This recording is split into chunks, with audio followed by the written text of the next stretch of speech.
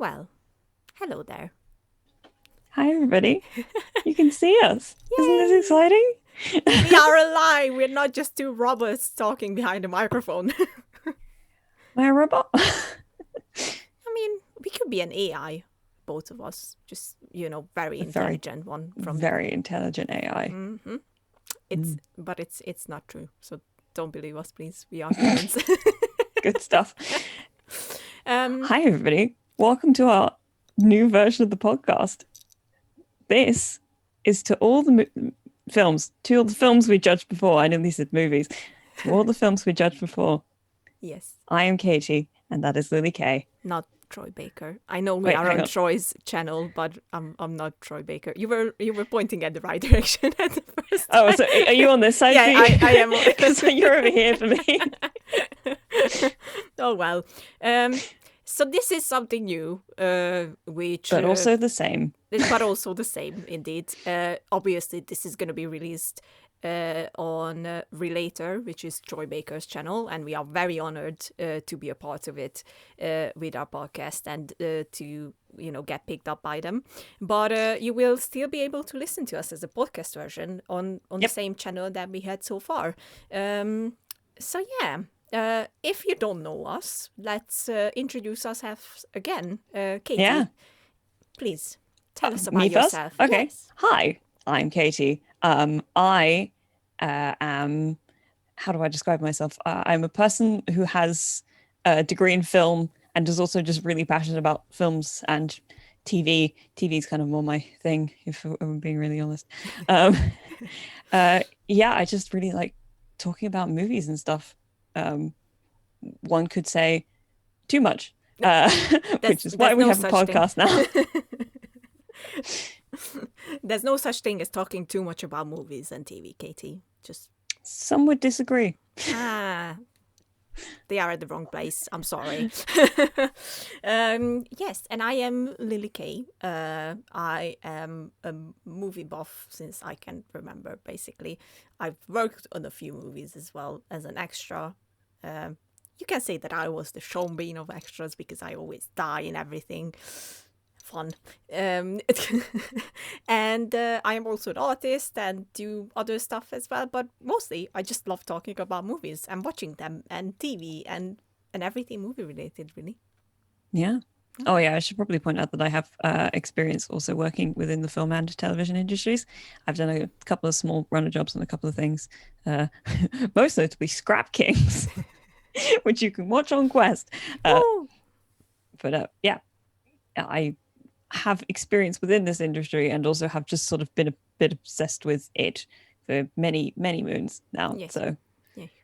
we do this podcast where I can get out all of my hyperfixation Yeah, yeah, we can go needs. on tangents and we can just, enjoy talking about our favorite topics, which is everything involving movies and TV. Hell yeah! I'm repping my my Schitt's Creek stuff today. This is my Rose Apothecary jumper, which I bought for way too much money and had to spend way too much money on shipping for because it was only available in America. Absolutely worth it. I love this jumper. There you go. And I am rocking my Star Trek t-shirt, which is, Excellent.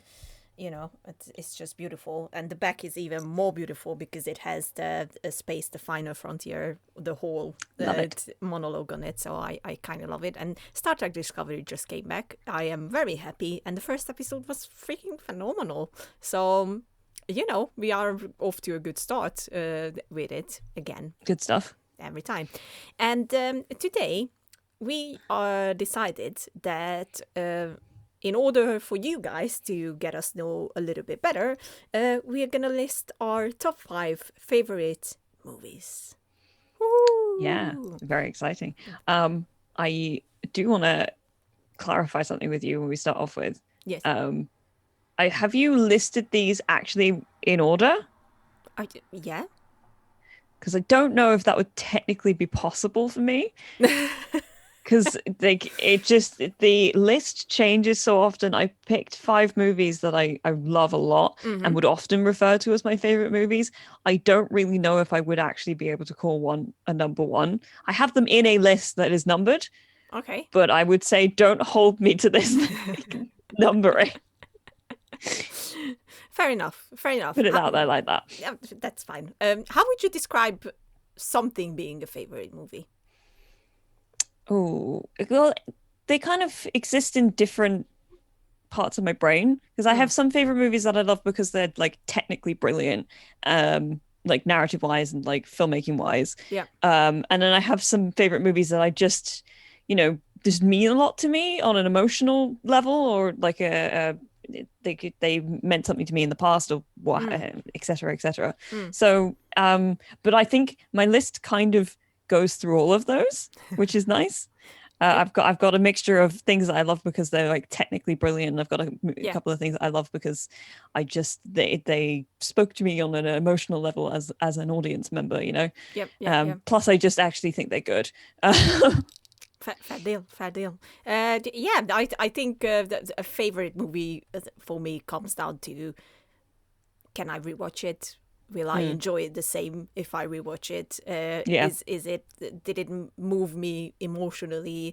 Do I connect to the characters and things like that? And thank God there are quite few out there, so it was very hard to come up with a top 5. But I think I managed. I think I managed. I will cheat a little bit at one point, but we agreed that I can.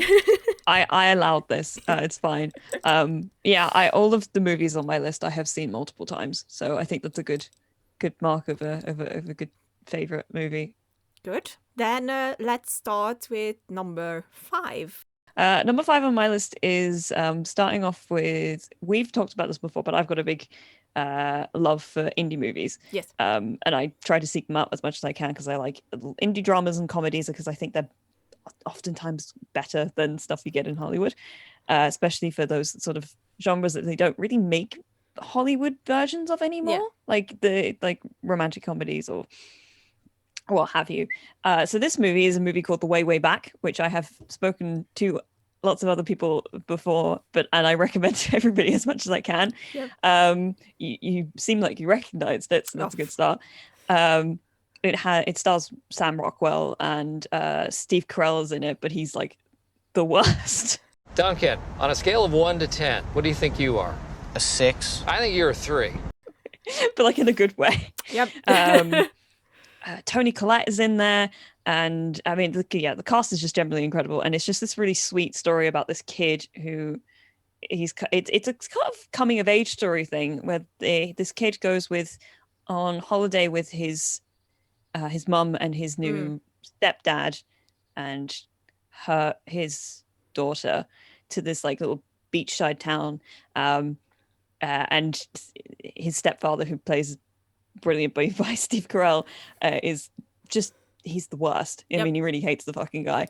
And so to escape, he ends up sort of stealing or taking a bike and kind of finding his way to this water park where he meets Sam Rockwell, who becomes kind of a mentor for him. And it's just this really lovely story about I guess family and like friendship and like finding yourself within a community of people that help you become who you're sort of meant to be and find confidence in yourself and all that sort of stuff.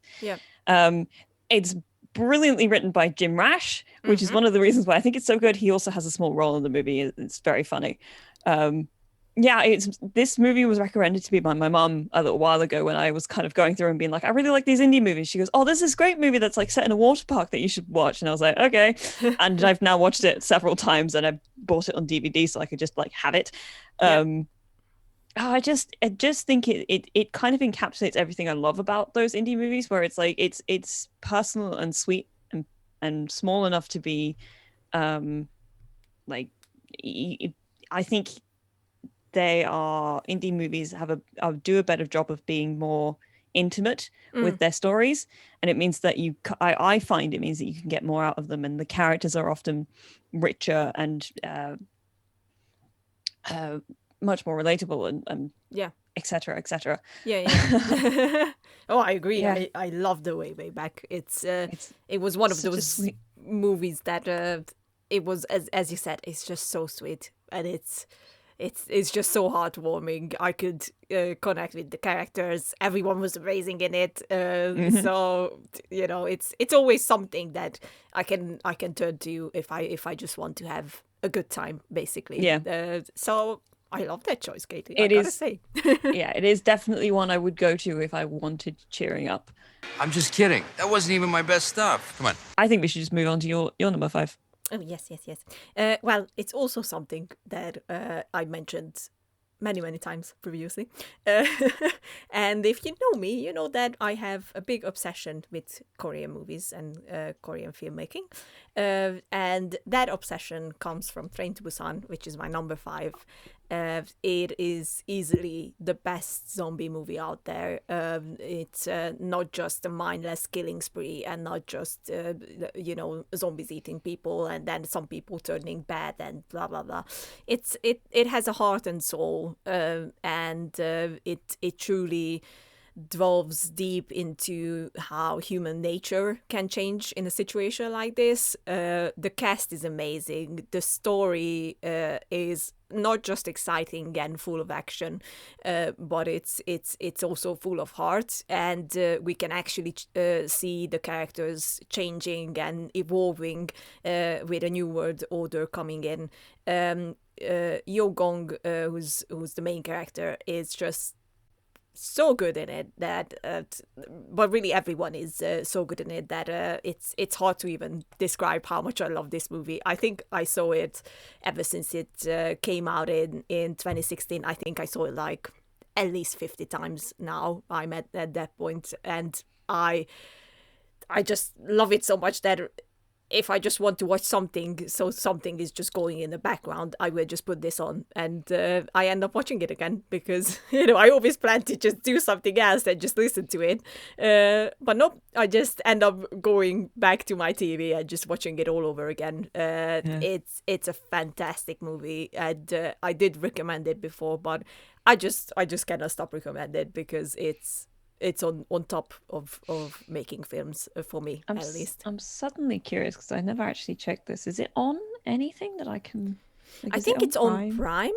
I'm not 100% sure though. I did saw it pop up. 그거 놔봐요. 뭐? 그 사람들 문 열 줄 모르는 것 같아. Because I will at some point get around to watching it. Yes, please. I have to rent it. There you go. Oh well, yeah, because you have spoken so highly of it. Actually, funnily enough, I got a gift set. It came up from the movie on my dash the other day, and I was like, shit! Now the universe is telling me I got to get around to it. It's not just Lily; it's everything now. Yep. So I will. I universe promise is I'll talking. get to it. Yeah. Please do, and everyone, if you haven't watched it yet, just go on and watch it. Honestly, like you're not going to regret it. It's a really good one. I did recommend a video essay about it in our previous episode, but we will just put it in the description again because that video tells it more perfectly why it's a perfect zombie movie on every level. But yeah, that's number 5 for me. Should I do my number 4 then? Yes, please. I'm looking at my list and I'm finding the kind of progression of it to be very interesting. Tell me about it. If you look at it in order, it's kind of funny. But my number 4 that I put on is Stardust. Oh. Because I when I was putting together my list, I was looking at my Letterboxd account, which is it gets you to pick 4 movies that you kind of count as your favorite movies, and we're getting into the 4 that are on my Letterboxd now. And I stuck Stardust on there ages ago because I was like, this one's different to all the other ones that are on there, but also it is genuinely one of my favorite films. It's one of the ones that I take from sort of childhood. Yep. And I have rewatched more than I think I have. It's one of those ones where I watch it and I'm like, oh, I know this better than I think I thought I did. It's like every year a new season of Daredevil came out, I watched Stardust again because I was like, we've got Charlie Cox and then we have to go back and watch more Charlie Cox. And I just think it's like an incredibly sweet movie that kind of encapsulates the feeling I get from like The Princess Bride. Yep. Where it's like it's funny and it's like it's got that fairy tale element to it. The cast is obviously again fucking fantastic. Charlie Cox, as we have mentioned, is wonderful. And Mm. I brought up to Lily the other day that actually Henry Cavill is in this movie, Oh, even God. though you really can't tell unless you Nope. know about it. Because I think if I look at him, I'm like, I think it's just because he's blonde and he's got this like ridiculous moustache. I don't know. It's just his whole face just completely It changes just from that looks mustache. totally different. It's like, what? When you told me, I was genuinely was like, what? But it's the fact that you go back and you watch the beginning of the movie and you realize that his father is also played by Ben Barnes. And Yep. it's like, who isn't in this film? What the fuck? True. I don't know. It's just got some of my favorite jokes. The reveal of Robert De Niro's character is fucking brilliant Yes. in it. And it's got like there are only a couple of bits of it where I'm like, some of this doesn't make a whole lot of sense. Like there's a certain part where they're on one part of the ship and they somehow get to a different part of the ship that I was explaining to Lily the other day, and it's like I literally cannot figure out how logistically that would work unless there's like some kind of secret passage throughout the boat that we just don't know about.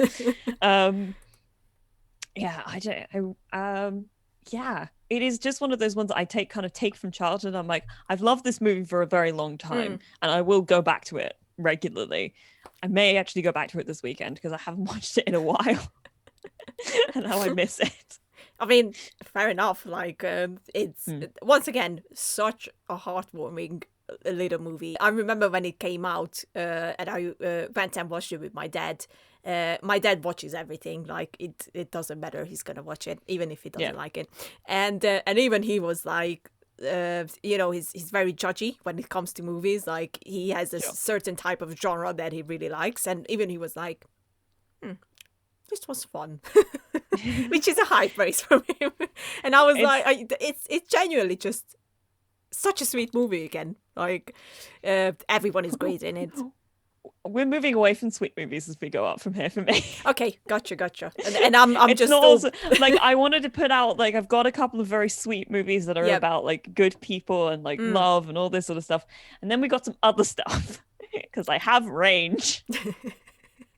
Fair enough. I'm mostly in well, you're gonna see mine has progressing.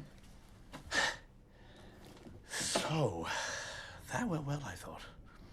Now tell me news, my beloved England. I want to hear absolutely everything. Lily, you're number 4. Yes. So my number 4 is Saving Private Ryan, which had a big impact on my life. It was the first war movie that I've ever seen. Probably wasn't a good idea at 12 years old. I would just say that. Is it a 12? Or is it like a 15? I think it's I'm just suddenly curious, but I think it's a 15 because of the D-Day scene is pretty graphic, and scenes afterwards as well. It's pretty graphic, so I would say it's a 15. I know that. Find out. Yes, go for it. I know that in Hungary it's we have a different one. We have 16, and it's a 16 year. So right, so it's probably a 15. Yeah, it's 15. Yeah, so it wasn't my greatest idea at 12 years old. I had nightmares afterwards because it's just shocking. The first scene, the D-Day scene, is just shocking, honestly.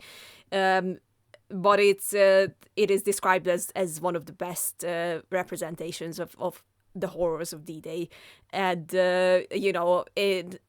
it got me to a level of obsession with war movies that now I just live for them. Basically, I can watch any war movie at any point. Not all of them are good. It's not surprising. But I mean, Steven Spielberg is easily one of my favorite directors, and Saving Private Ryan is easily my favorite movie from him, and Jurassic Park.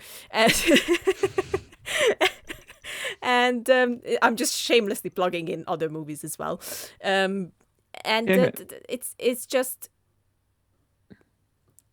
it is such, I always struggle to find the right word for it, because I wouldn't say it's a heartwarming story. I would say it's a story of courage and sacrifices. Would you say it's a human story? I would say, yeah. Yeah, it's like it's I'm not gonna say spoilers because come on. This movie came out in 1998, guys. Come on. I'm a school teacher.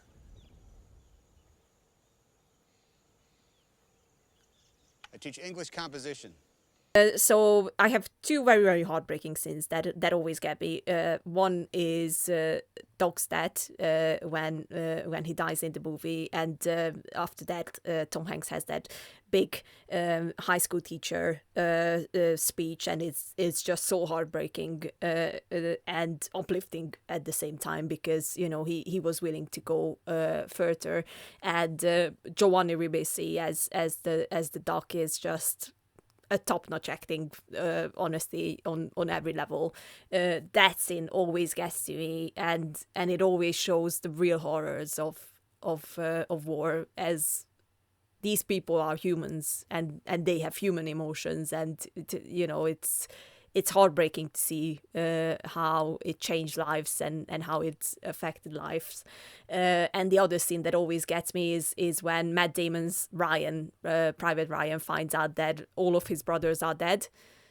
And that scene is just like, fuck me, like, it gets me all the, like, even now I'm thinking about it, I can feel myself tear up because it gets to me so much. And this movie, actually, and Band of Brothers, which is the TV series that Spielberg and Tom Hanks made, had a huge effect on me, and they ended up being my dissertation for university because I wanted to write about the commentary and the horrors of war, and these two of them were the perfect ones to use as examples, because Band of Brothers is a true story, and Saving Private Ryan, obviously the Saving Private Ryan part in it is not a true story, but the war itself is, and I just wanted to look at it in two different angles. So yeah, Saving Private Ryan is just everything on every level. That was a time when it was number one, but then I watched another movie and that became number one, and it stayed there. I'm gonna get one of your death glares when I say that I haven't actually seen it the entire way through. I've seen the opening so many times, but it's one of those ones that it was like they showed it to us in RS. Okay. Funny enough, but like our RS lessons used to only be an hour long, so I think I've only seen the first hour of it. Oh but no! Like every time they put it on, like it would be a while before they put it on again, right? Or Yeah. like we'd have a lesson where we wouldn't really be doing much. They're like, we'll just put Saving Private Ryan on. They go from the beginning again, right? So I don't think I've seen the rest of the movie. Oh no! You have to watch it then. I've definitely seen the beginning. I know that opening sequence. Is plus it's just incredibly famous and people have talked about it a lot. Yeah. But yeah, so I know that like that whole opening bit quite well, but I don't think I've seen the end of the film ever. So I'll get on that at some Then point. I just spoiled it for you. It's fine. I'm Sorry. not that fussy about it. It's like I feel like that movie is not one that you need to be worried about spoilers for. It's more just allowing yourself to be in the emotions of in the process of watching it. So I think I'll live. Okay, good. I like that. So yeah, that's my number 4. Cool. Okay, so number 3 is a very different movie to the other two. It's Martin McDonagh's In Bruges, which so I a few years ago there's a YouTube channel called Cinefix that do these really great list videos. Yep. They do them in a certain way that a lot of other list videos don't, where they kind of put them into categories, and like they're not necessarily like this is actually the best thing of all time, but it's like they go through like different versions of what like the topic means and everything. And they kept bringing up this movie, and I kept seeing clips of it, and it's In Bruges, which tells the story of these two Irish hitmen who go to Bruges to hide out after a hit goes wrong. And it's got Martin McDonagh's just spectacular dialogue. Because I mean, watching his movies, you can tell he's also a playwright. He's one of those like you just know how to make words sound good, you know. It's all windy stairs. I'm not being funny. What exactly are you trying to say? What exactly am I trying to say? This was the movie that I kind of like, because I kept seeing clips of it, and I was like, this is really interesting to me. I bet I'm going to enjoy this. And and it was the movie that kicked off my Colin Farrell binge that I did a few years ago, where I just was like, I'm just gonna watch anything I can find with Colin Farrell in it. He's so fucking good in this movie. And obviously so is oh god, what's his name? Oh shit. Oh no. No, it's Blackout. You know Time. exactly what I'm talking about, and I don't remember. It's I blacked out as well. Hang on. Fuck. I'm so sorry. No, me too. I'm like, what? We're just gonna edit it, so it looks like Brandon Gleeson. Brandon Gleeson, yes, because I was like, it's his son is also in movies. Yep. He's in Harry Potter. God damn it. Yeah, Brendan Gleeson is also just fucking phenomenal in it. I think the dialogue is incredibly fast and snappy. It's hilarious and heartbreaking, and man, I've watched it so many times because I think the dialogue is it's like I don't know if I've mentioned it on this podcast before, but I find that I really like dialogue because it kind of feels like music to me when it's done well. Yep. Where it's like if it's really good, I can start memorizing quotes pretty much from the moment I see the thing. And this was a movie that I can kind of pick out quotes really easily in my brain and just kind of play them back to myself and make myself laugh because it's so funny. But yeah, the last like I'd say half an hour of the film is utterly heartbreaking but incredible. It is such a perfectly sort of roundabout script. I really want to go to Bruges so I can just go around and take pictures of all the places that they actually we have to do that, Katie. That's my on the big plan list. I want to go. I just want to see all the spots in the alcoves in the Gunning back. We have to do it. We have to. I would highly recommend this movie. If you've seen any of Martin McDonagh's movies, then you should watch just the rest of them. I mean, Seven Psychopaths is also a fucking great movie, as an honorable mention. And obviously Three Billboards Outside Ebbing, Missouri, which got all the love at the Oscars a couple of years ago, which it also deserved because it's also fucking phenomenal. Another movie with Sam Rockwell in it, actually, both of those. Which aren't technically on my list, but they are adjacent because I would recommend those as well. Oh man, it's just such a good fucking film. It is. I had a bunch of people over for my birthday the year I kind of did my Colin Farrell bunch, and we're like, we're sitting down, we're watching in Bruges because it's fucking in Bruges, and we have to watch it. I mean, fair enough. Like, come on. In Bruges is just everything, honestly. I love that movie to pieces. It's been on my list, as I said, to go to Bruges just because of this movie. To check out all the places. It's the little fairy tale town. It's like a fucking fairy tale. It's like a fucking fairy tale.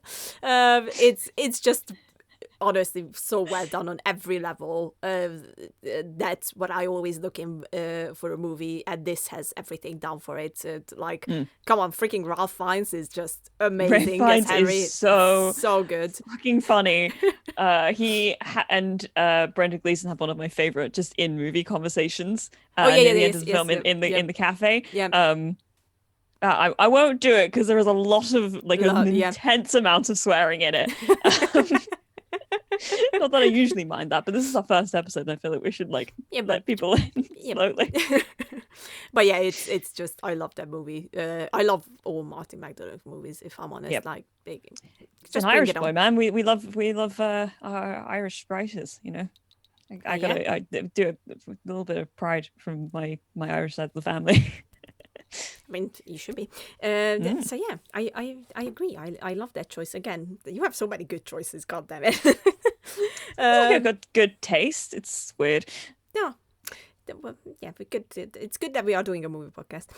Yeah, it's weird, isn't it? It's just so serendipitous. Yep. So my number 3. Tell me your number 3 is Hacksaw Ridge. Oh yeah, which I honestly feel like that it should have won every single Oscar. That's possibly there to win because it's just such a freaking good movie, and it's obviously a big return for Mel Gibson after his missteps, which we do not. One could call them missteps, yes. Others could call them loud racial insensitivities. Yes, yeah, it's really bad. Let's be honest. It's not good. It's not good at all.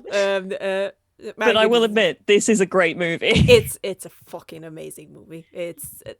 This one once again is something that I saw so many times that I am not even able to count it. I just can't do it. Like, I don't know how many times I saw this.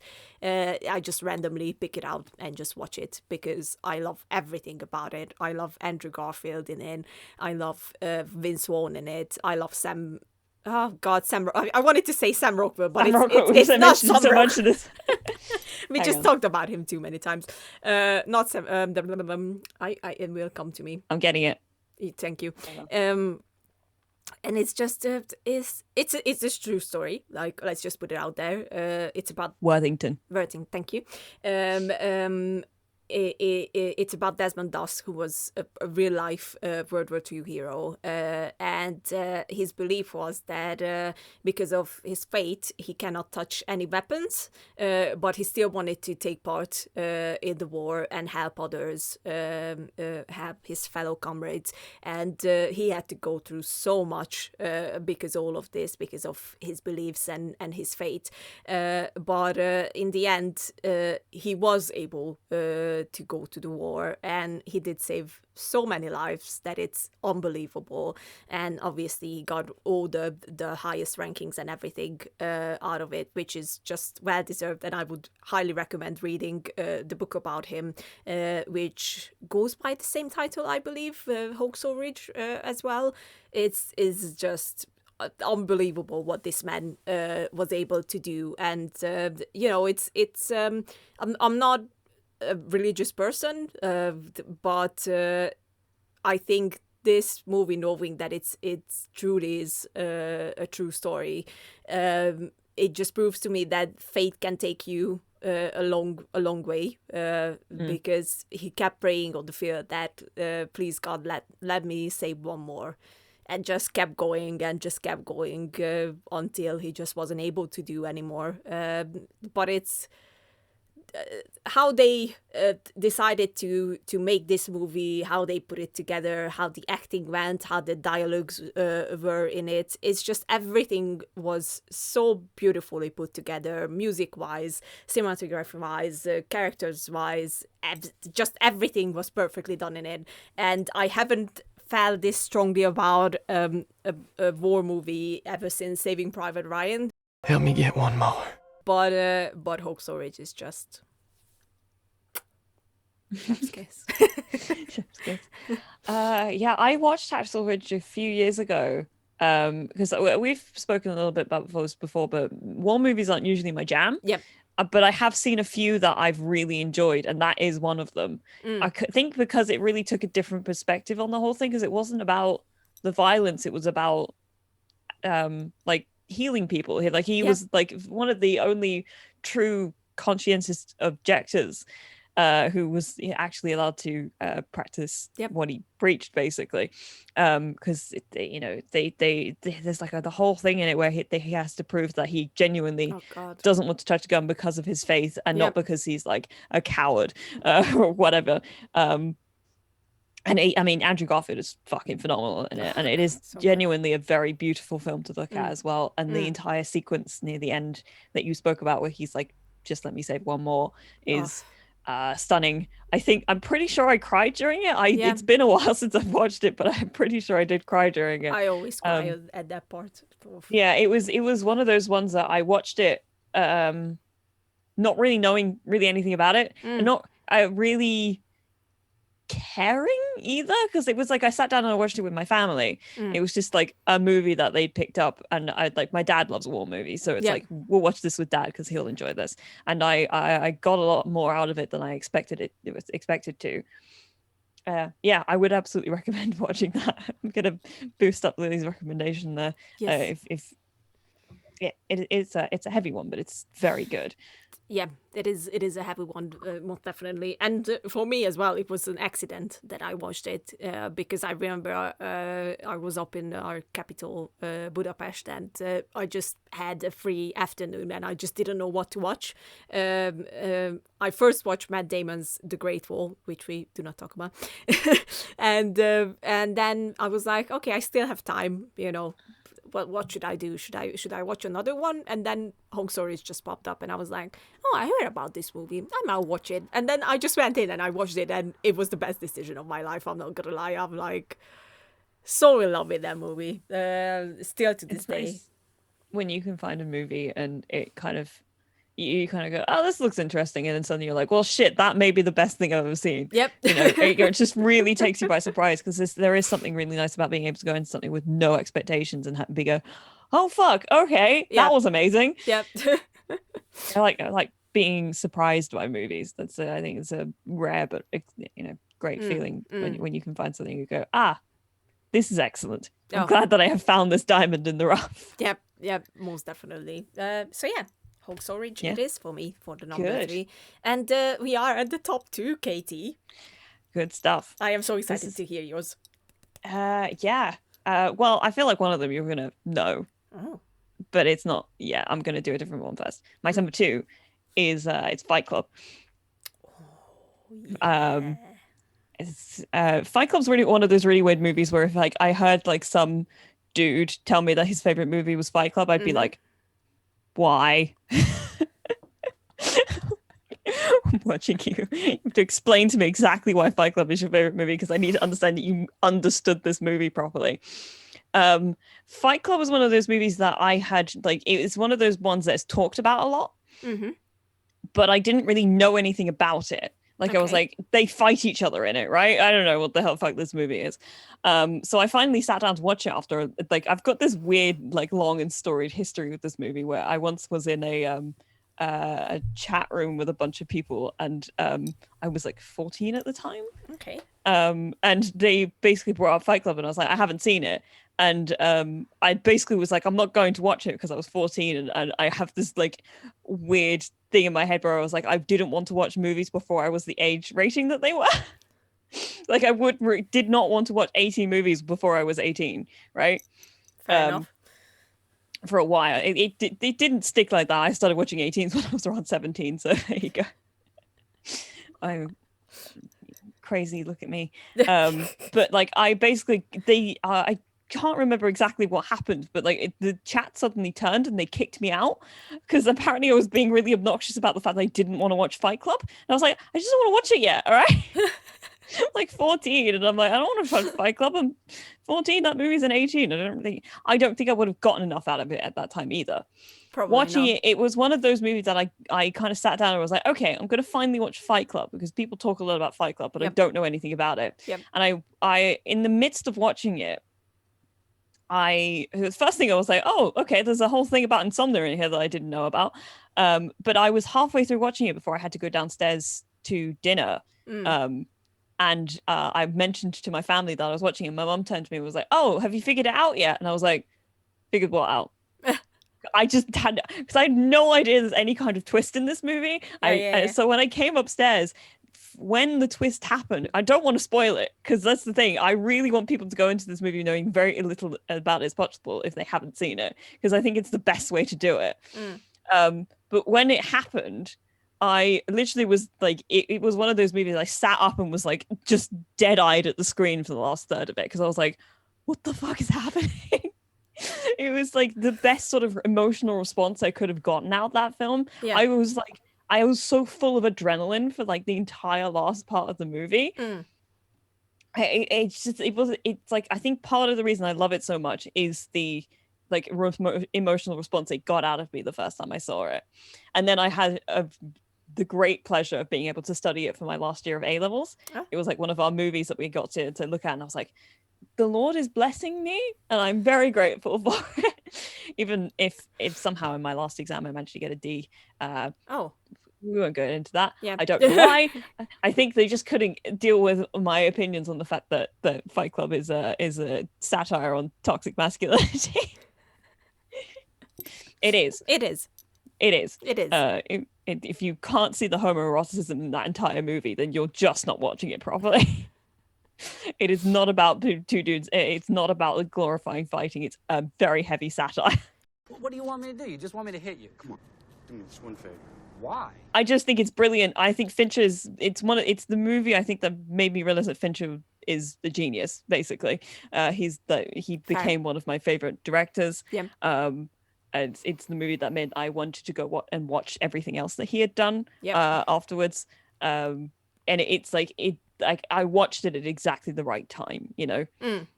Yeah. Because I was just getting into that kind of like excited about filmmaking. It's one of those movies that makes me go, oh wow, films are really cool, you know. Films are awesome.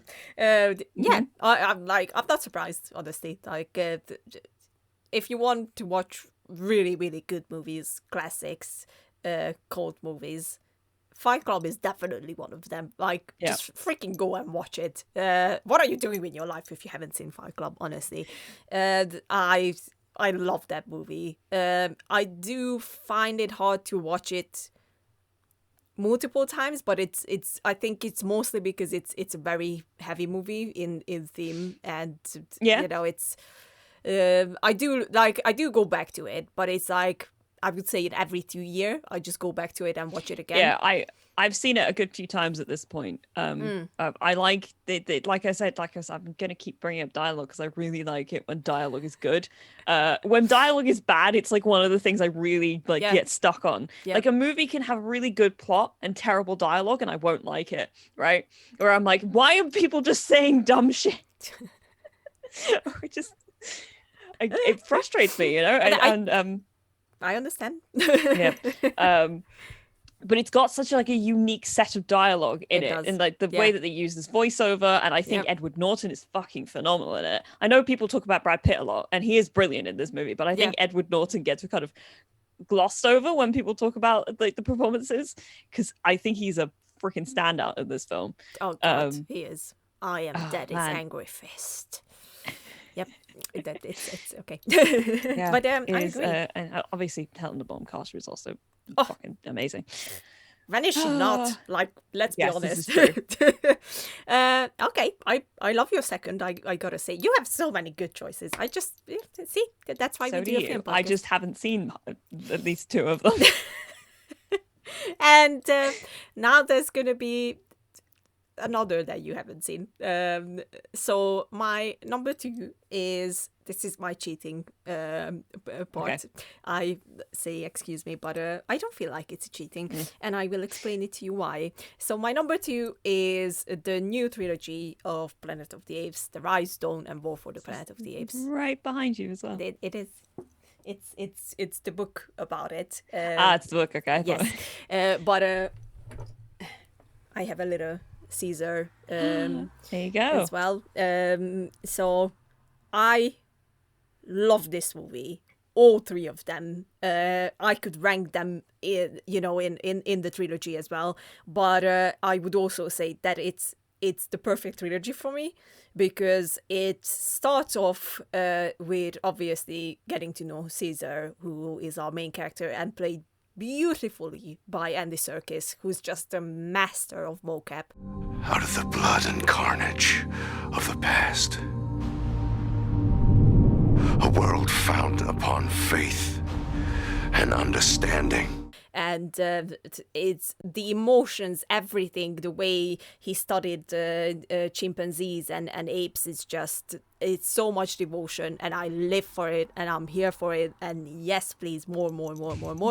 And we go from Caesar being the tiniest of cutest baby chimpanzees to growing up in the first one to getting to where he is by the end of it. The second, he is now a leader, and he is just he's naive. He has too much faith not just in humans, because obviously James Franco's character raised him up in the first movie, but in apes as well. And then the disappointment, and it's just by the third one we are getting a wiser an older Caesar, and the character development that goes through him basically, and how we get to evolve with his character throughout these 3 movies is just so masterfully done that I cannot praise this trilogy enough. I can watch it whenever, all 3 of them, without any question. Like 3 weeks ago, one of our local TVs were airing it, and I just watched it again, even though I have it on Blu-ray, DVD, everything that you can imagine. I have it, and I just decided I own them. I own them. I just decided that I will just sit down and watch it again. I just like, yeah, you know, why not? I know every single line in all 3 of the movies. I've watched all of them at least 5 or 6 times in the cinemas, and ever since then, even more. Like I can't even count again.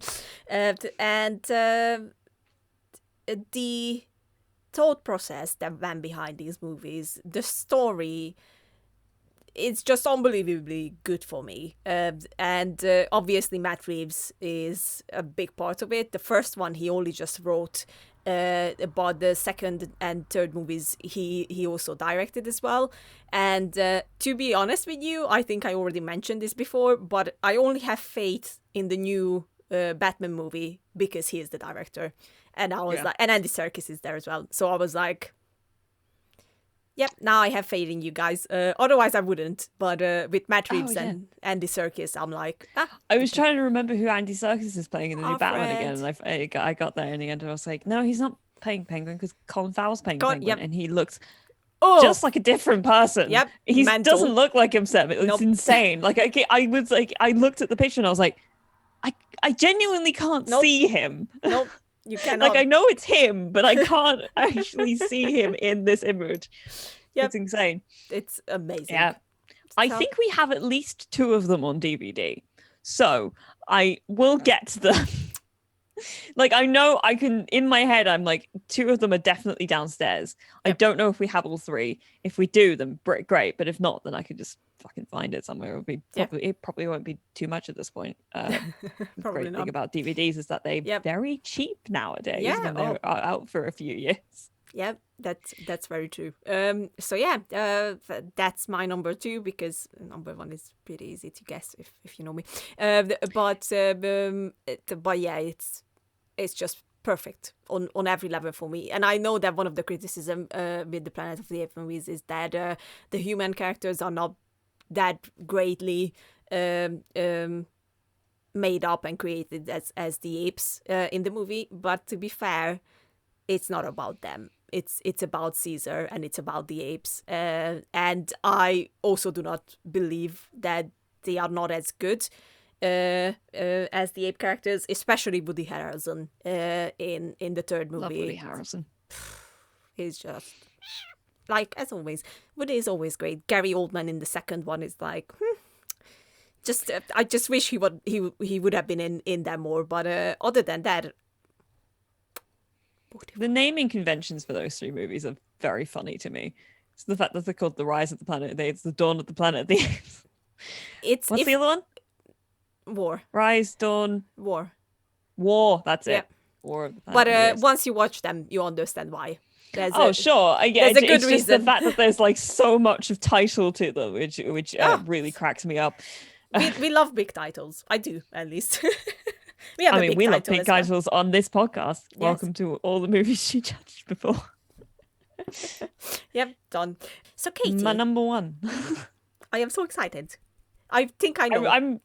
You probably do. It's not that surprising to it. And literally anybody who's ever had a conversation with me, it's Shaun the Dead.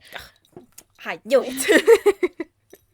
I tried to put into words how much I love this movie when we did our Edgar Wright podcast, but it's one of those ones where I'm just like, it's just so good.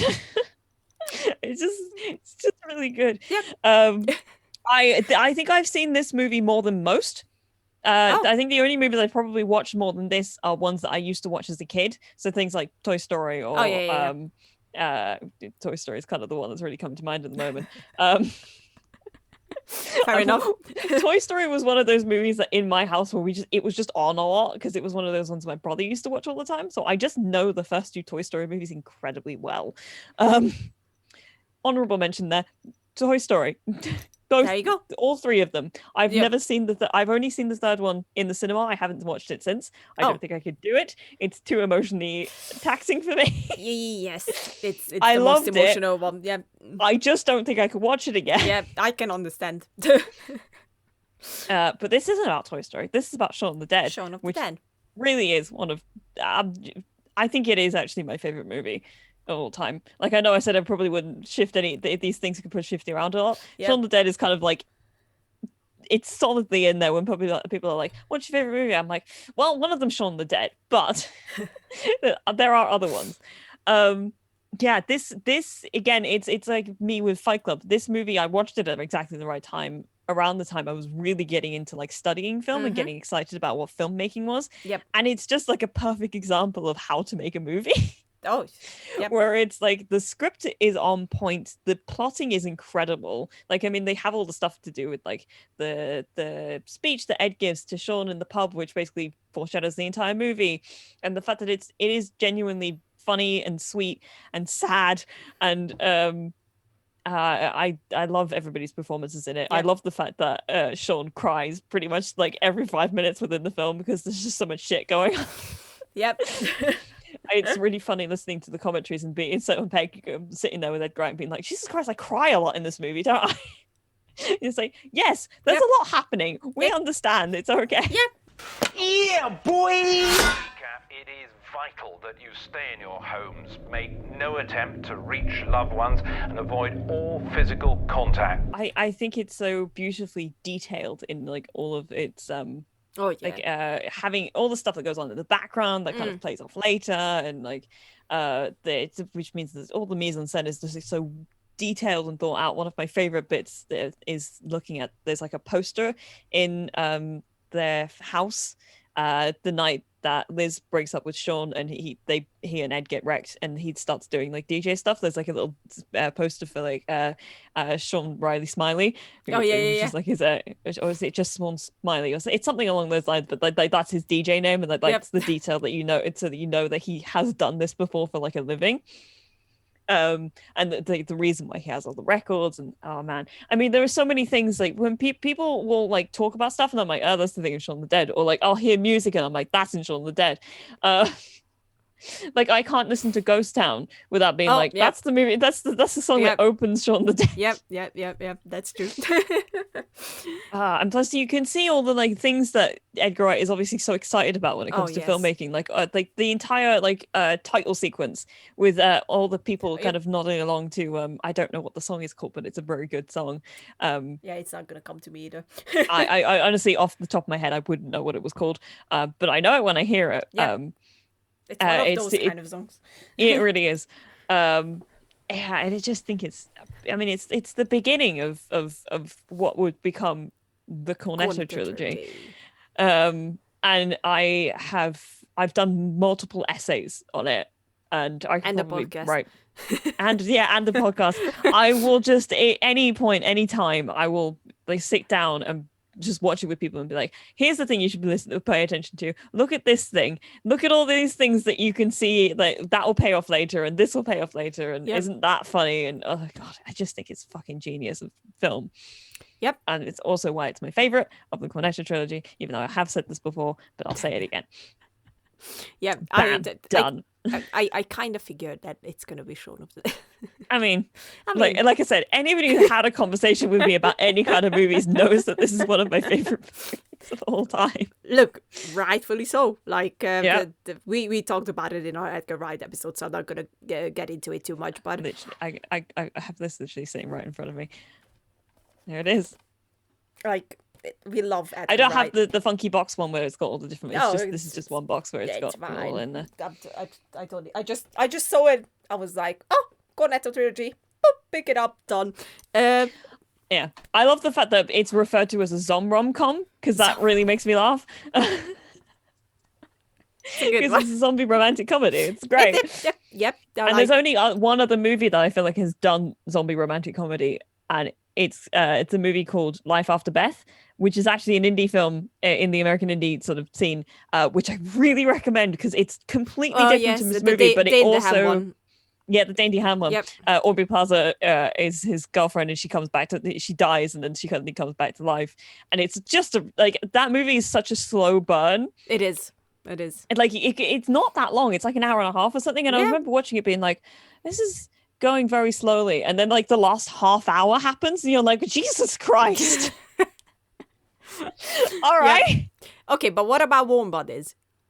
Oh, Warm Bodies is also excellent. I forgot that kind of existed as well. There's there's 3. That's 3. That's why I was like, I was expecting you to say Warm Bodies, and then I was like, oh yeah, Life After Beth. Life After Beth is I think it's one that people don't know very much about. I watched it because I love Matthew Gray Cooper. I watched it because of Dane. Matthew Gray Cooper's character in it is completely fucking mental, but like I think that's Matthew Gray Cooper in general. Yeah, you're right there. Okay, he's great. That's a great movie. It is. That's an honorable mention. It's not really one of my favorite films, but I feel like people should watch it anyway. Yeah, it's a good one. Slow burner, but good one. Yeah, Shaun of the Dead is awesome. Edgar Wright, we love you. We are happy to work for you. Please release the trailer for last night. Yes, Soho. I just want to see it. We forgot to mention that. But we're gonna mention it again. And then my number one. It won't be a surprise to anyone who knows me, to be honest. It's The Shawshank Redemption. Ah, right. I really should have seen this coming. You should have. You probably should have. We've talked about Train to Busan so much, I forgot how much Shawshank is like up there for you. Yeah. For me, nothing can beat Shawshank Redemption. I mean, it really is kind of a perfect movie, isn't it? Yep. It's like, you can try. And I know that obviously people tried. No, Shawshank is just, it's, words can't even describe it. I think that really shows like why when a movie is genuinely your favorite, it's like, why is this your favorite movie? It just is. You just have to deal with the fact that I love this movie a lot. There are no words. Fuck off. Just accept the fact. Yeah, that's all I'm gonna say about Shawshank. Bye. No, tell me more. Yes. I remember watching Shawshank for the first time ever. Once again, it was a movie that I wasn't ready for, and I wasn't ready for it because I was young, and because I didn't know what I'm gonna go into emotionally. But whenever someone asks me, what is a friendship that I look up to, I will say Red and Andy, because their friendship in there is just beyond words. It's an example that I would recommend everyone to look up to. It's it's just so beautifully evolving throughout the whole movie, and becoming into even a platonic love story between two men that it's just beautiful. And yes, I stole that from you. Yes, you did. I know, but I don't care. I'm like, yes. Yep. And I'm very smart. It's fine. You are. And I also stole it from Tim Robbins because he said the same thing about it. And it's true. Like I remember when you said it, I was like, Tim Robbins is just talking to you right now. But yeah, it's if you haven't watched Shawshank, I do not know what you're doing with your life at this point. It's when you first watch it or get to watching it, it's like it's just going to be another prison story, and that's it. And for me, I didn't expect too much. I was like, okay, I'm just gonna watch it because I heard great things about it, and why not kind of situation going on. And then as you go into it more and more and more, it's just becoming so much deeper, not just story-wise, but characters, the symbolism in it, how they do the narration, which I think became very famous here as one of the best narrations ever. I mean, it's Morgan Freeman. So what did we expect? I must admit I didn't think much of Andy first time I laid eyes on him. Looked like a stiff breeze would blow him over. It's just gonna be awesome, and that's it. And And it's once again a movie where everything is just on point. There are no scenes in it where I would say that it's just over long or just they just, you should just cut it out because no, every scene has so much importance to it that even now where I watched it so many, I think my 94th time was with you guys when I watched we watched it at Relator. I just can't get enough of it because of all the teachings that it gives us, because of that beautiful friendship, which I always long for to have as well. It's just such a precious movie to me that it speaks to me more on an emotional level, and at the same time I can see the cinematic achievements that it's able to do. And it's, if you don't know, it's from a Stephen King short story, because it was a short story, and it was directed by Frank Darabont, who, if you ask me, he's the best Stephen King director out there. Like Shawshank, The Green Mile, The Mist, just beautiful. Seems like the guy just gets Stephen King books. Huh? I think so. I think he's just, he just understands King so much better than anyone else could. So yeah, but it's interesting that he's touching on King's more dramatic stories instead of the horror elements, which for me is also a big pointing head at Stephen King is a fucking good writer. Then just accept it. I mean, The Green Mile obviously has a wonder to it, like a magical element, but it's still. That's an honorable mention. Green Mile. I was just listening to you. I was like, hang on, because I haven't seen The Green Mile. Is the thing. But I was like, wait, hang on. The Green Mile has a magical element to it. I don't think I know anything about the plot. So that should be fun to get to at some point. I just know that people really love that movie. I just don't think I actually know anything about it. That's fine. Go in. A good thing. Yeah, go into watching it like that. Like now you know one thing, but that's all I'm gonna let out about it. Okay. And Mist was the only horror that Darabont directed from King, and he did it once again beautifully and focused more on the drama in there than the horror part, and that's what made it basically without any I can't speak. When it comes to Darabont, I love that guy. I know he's a jerk. Like I heard in many interviews, and people just don't like to work with him.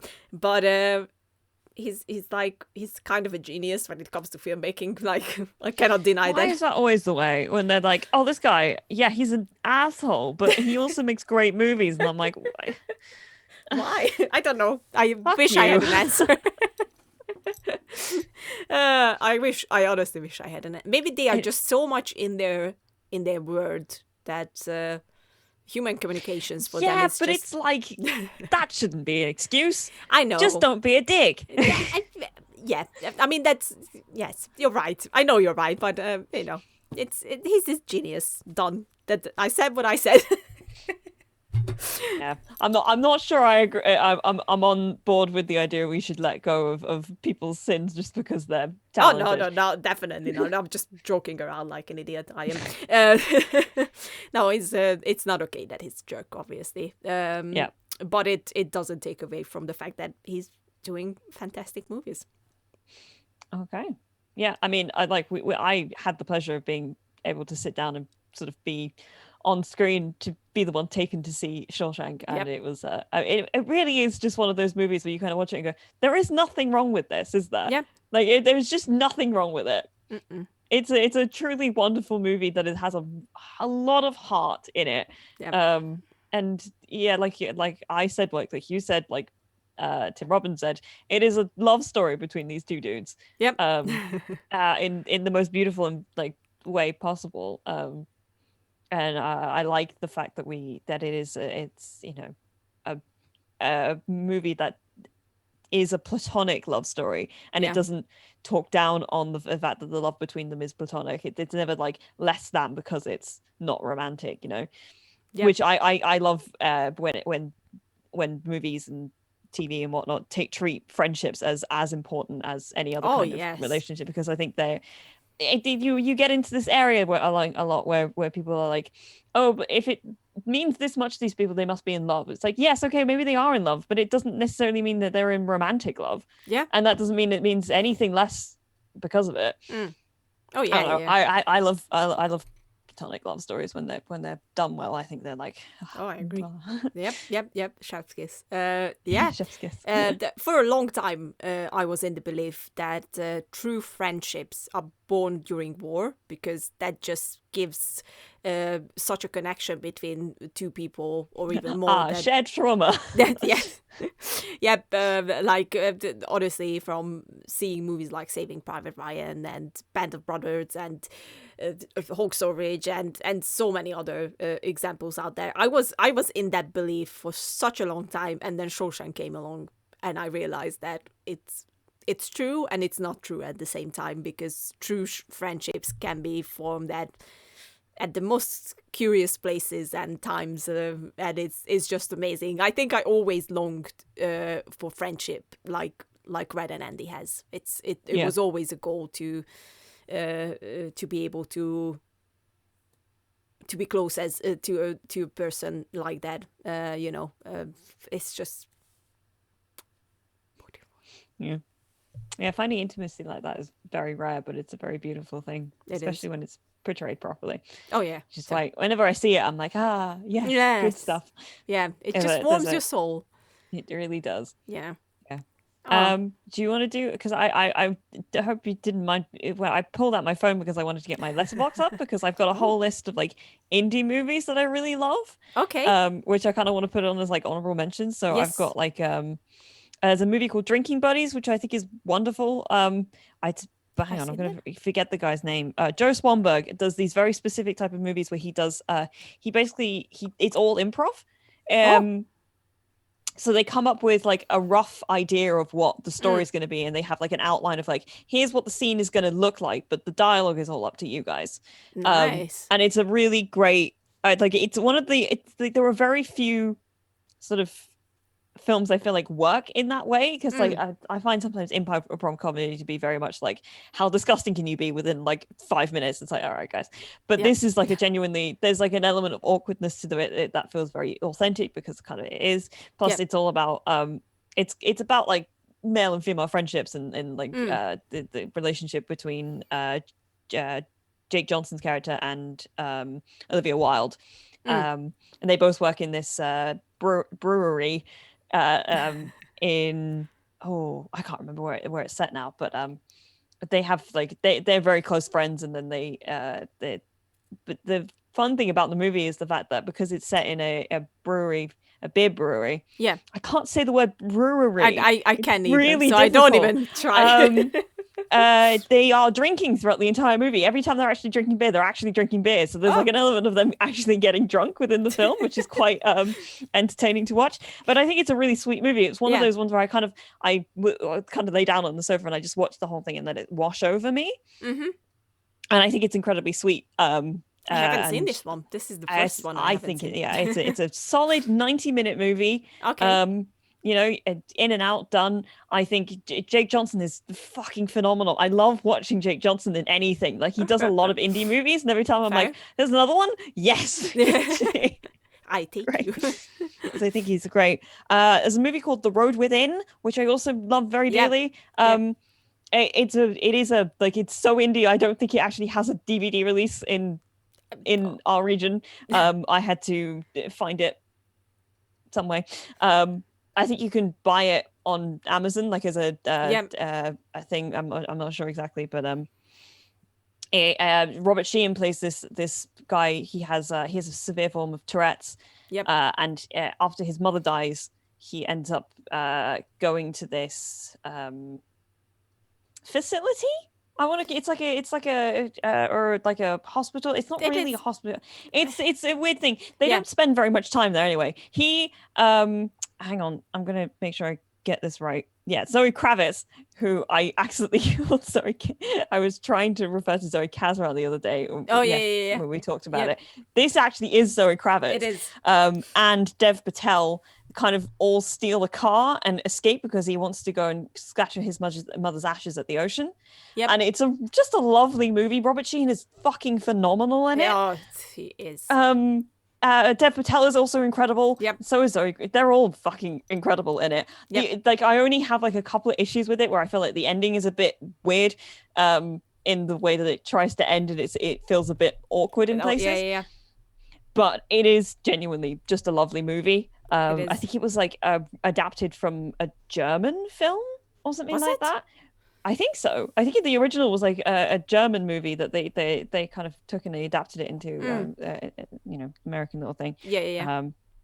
I mean, it's wonderful. I'm going to just list off a couple really quickly. There's one called Celeste and Jesse Forever, which has Rashida Jones and Andy Samberg in it, and that's a divorce movie, which is actually I cried so much at the end of that film. It was really wonderful.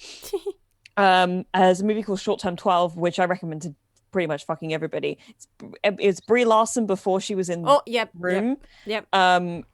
Where she plays kind of this, like, she's not, I want to call her a social worker, but I don't think she actually technically is a social worker.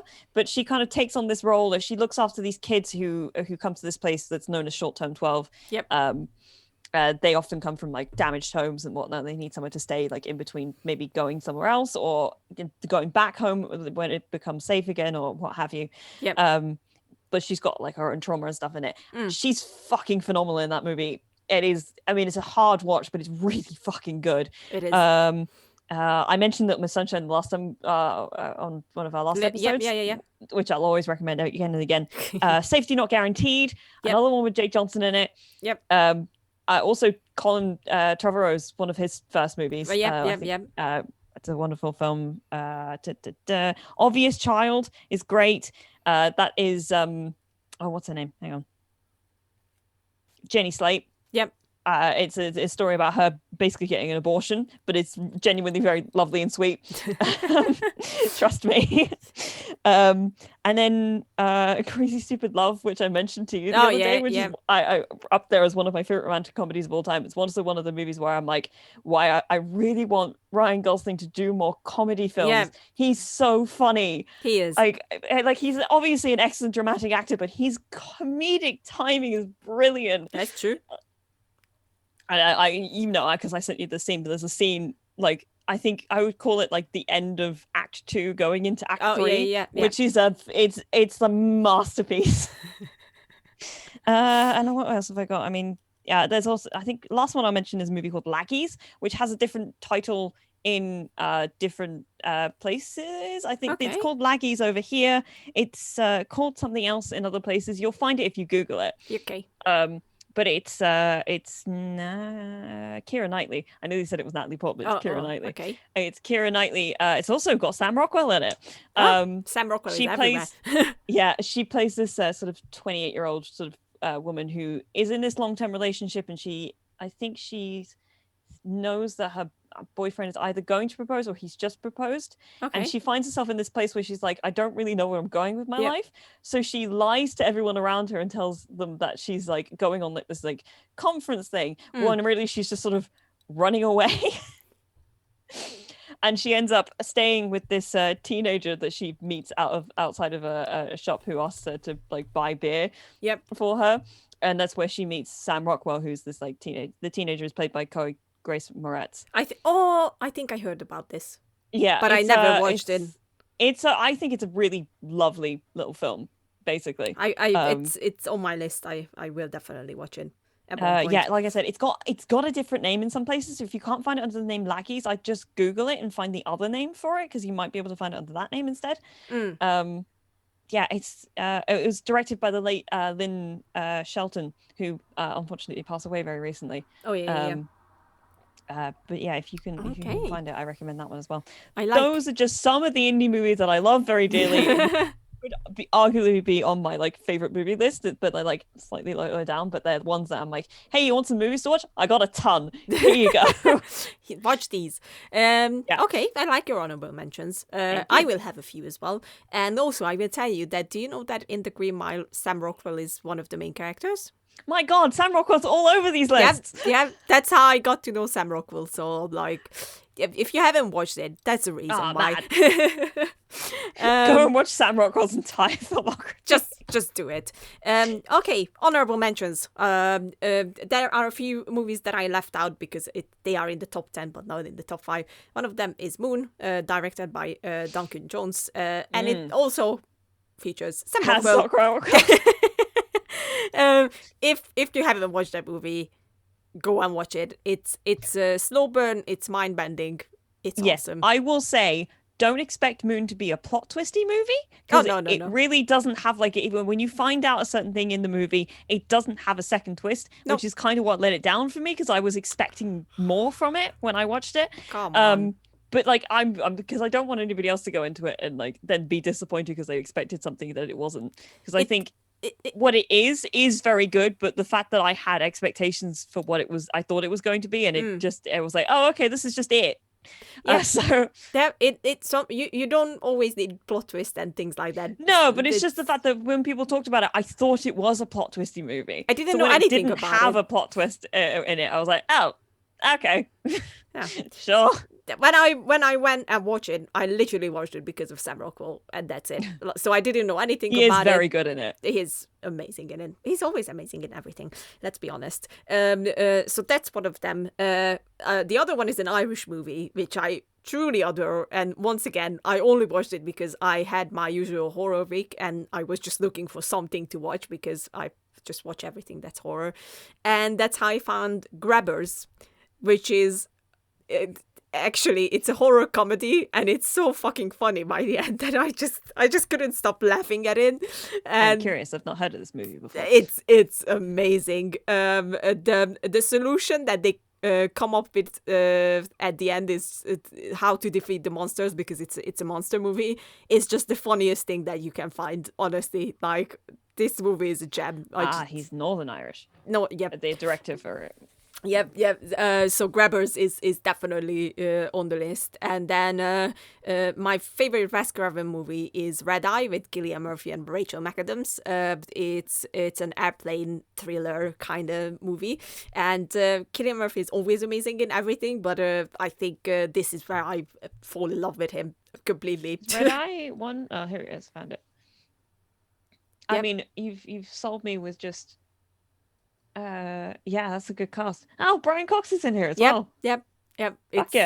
Red Eye is easily one of my favorite thrillers out there. I've not heard of this before. Really? Yeah, I've never heard of this, and it's a Wes Craven movie. Yep.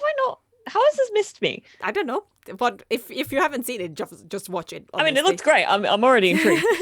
There you go. Then what else did I miss? My movies are here, so I can actually just turn around and watch just them. look at them. Yeah. I could have turned around and looked at all the ones that are on my windowsill over here, which now I can actually point to them. They're all. There you go. These are all my movies. There are more that are actually behind the bookcase, but it's not that many. Oh, I have movies here right next to me, and these things that you see here, this bookshelf, they are full of movies. So there are a few. Unfortunately, my bookshelves are just full of books. Fair enough. Jesus Christ, I almost forgot to mention this one, and this is the big one, so I will talk about it a little bit. My all-time favorite body comedy movie is Tremors. It's everything with Kevin Bacon. I've heard of Tremors. And Fred I have Ward. not seen Tremors. You haven't seen Tremors? Why? I know every single line to Tremors. I saw it so many times. Whenever it goes in TV, I'm gonna watch it on TV. Yeah. I love Kevin Bacon. Kevin Bacon and Fred Ward, they are the best bodies in the whole world. And rock, paper, scissors is the best game to decide anything. Bless you, it's true. Thank you. If you haven't watched Tremors, it spawned multiple movies by the same name. And I will tell you what's his name, but I don't remember. Come on. Who are you going for? The cast director? Who are you looking for? And one of my I think it's Michael Gross. Yes, I can see Michael Gross. Yes. So his character, he became basically the main person for when it comes to Tremors. Burt Gummer has 8 Tremors movies with him as the main character. And there's basically a Tremors movie coming out in every second year, which is funny. But, they are not as great as the original Tremors. I just like to put that out there. And my heart broke when they wanted to make a TV series, and they actually shot the TV series, and Kevin Bacon was back as Valentine, and then Sci-Fi just decided not to show it, even though they had everything. And I'm so disappointed. And you can Sci-Fi, why are you like this? They just do. And you can actually still watch the trailer for that TV series up on YouTube. And it's just every time I look at it, it just breaks my heart. But anyways, so if you haven't watched Tremors by some strange miracle, go and fucking watch it, because it's amazing. And there was one more movie in my mind, and I will not remember it. I think this goes without saying if you know me. Real quick. Yeah. These episodes apparently are available to watch. No, like, there's they all two have Tremors series. Oh, okay. There's one that came out in 2010 or something around then. And I'm looking at the one from 2003. Yep, that had one season. And Christopher Lloyd was one of the main characters in it. This is not the one you were talking about then? Nope. Okay. That was supposed to be, like, Kevin Bacon was proper pumped about it. He was tweeting about it all the time. As I said, they even shoot, I think, the first 3 episodes or something like that. They had the special effects ready and everything. And then Sci-Fi just decided that, nope, they're just not going to roll with it. It broke my heart. It still breaks my heart to this day, because I love Tremors, the original movie, so much. And then Alien is something that I hope I don't have to mention to everyone, because if you haven't watched Alien, watch Alien. No. I have now seen Alien. You now see Alien. I have now seen Alien. Now you have to watch Aliens. It's on its way. I've ordered it. It'll be here on Monday, I think. Well done. So yeah, I think all of a sudden, and from the top of my head. Oh, one more, Hush. I already mentioned it, but Hush is a very, very good thriller. It was available on Netflix. I don't think it's available. It's still. not there anymore. Yeah, it's not there anymore. But if you can find it and watch it, watch Hush. It's beautiful. So yeah, I think we did good. Yeah, I think we're good. Yeah. So it was our introduction video. For those who don't really know us, and then obviously we always plan to do a top 5 on TVs. We already did the TVs. We have a top 5 on TV shows. If you want to go back, it's available in audio form on our audio platform. Yep. If you want to listen to that, you get to hear me go off about some of my favorite fucking TV shows, which I do. I have a very long list of honorable mentions on that episode. Very long. Very long, but I really like that episode as well. But this one was also wonderful, and I think a good way for people to get to know us and what we're like. Yep. In video format. We are. What the fuck is this? I don't know. But we are. I think we can say we are very funny and entertaining. Oh yeah, absolutely. It does not read the YouTube comment. Anyway, thank you for joining us. Yes, thank you. Thank you for Troy, David, and Tom for giving us this opportunity. Yeah, thanks to Relator for us being here. I just was suddenly pulled out my arms and realized quite how wide this shot is. So that's fun. Yeah, we're very excited to be doing this on the Relator channel, which is fucking insane. Yeah, I don't think I still quite believe it at all, because I think if I did, I might have a panic attack. Please don't. No, I'm good. Okay. But if I think too much about it, I might go, okay. No, it's wonderful, and we're very excited to see what we can do here. Yeah. We've got some episodes coming out that are going to be very exciting. We wanted to do this one first because this is more like the sort of thing, bar anything else that might happen, it's going to be the two of us talking to each other about shit that we like. But we've got some other stuff in the pipeline that is going to be very exciting for us to put up on here. Yep. But we also wanted to make sure that people know that this is the basis for the podcast. It's us above all else. Yep. Yeah. 100%. Yeah. And you can listen to us as a podcast still. So Yep. that's still going. You don't have to watch Our Beautiful Faces, Yeah, but you should although, anyway. But you know, now you have the chance to choose which one you prefer. And then I guess we see you all next time then. Yeah. Yeah. Thank you for listening, everybody. And watching. Bye. Bye. Yeah, I'm watching. Sorry.